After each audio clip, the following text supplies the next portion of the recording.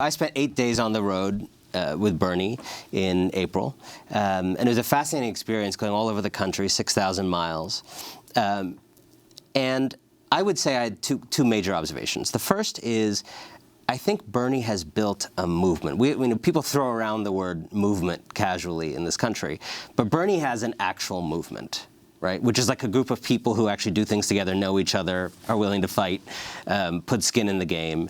Bernie has that kind of movement in a way that maybe no one else in American life does. I mean, I think Trump has some kind of mass, like terrifying sort of mass movement of a different kind. But Bernie has a real organized civic movement.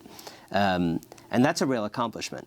I also think he, using that movement, changed the conversation in this country in a way that, you know, fewer than maybe a dozen people in our history have really changed the conversation, right? There's just a lot of things we weren't talking about in the mainstream, maybe this show is talking about, but not the mainstream conversation that we're all now talking about. I think on the other side of the ledger, the piece was not a political horse race piece. It was a piece about character, the person. And one of the things that started to be fascinating to me is, what does it do to a person to fight a lonely 40-year crusade, where in the last 2 years of that crusade, people start to listen to you? What does that do to your soul? Right? If it's not too early in the morning to talk about the soul, what does it do to a person? And I think part of what it has done to him, and this is not just me spitballing, I spent a lot of time talking to his people, on record, more off the record, just understanding the guy.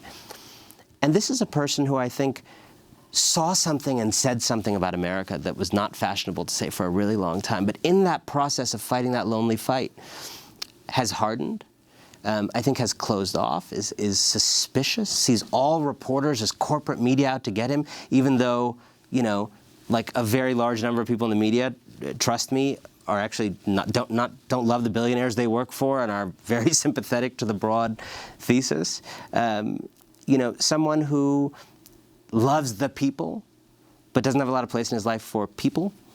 You see last night, you can see the people who actually delight in shaking hands with people, connecting with the fleshy humanity of people. And this is someone who really is averse to human beings when they're not by the 3,000 in a room. And so all of that, to me, was left a question mark about, he got himself to an amazing place, but now he's got, you know, nearly a couple dozen people in this race. Does he have the human skills to actually grow and take this to the next level and connect with the people who are not his diehards?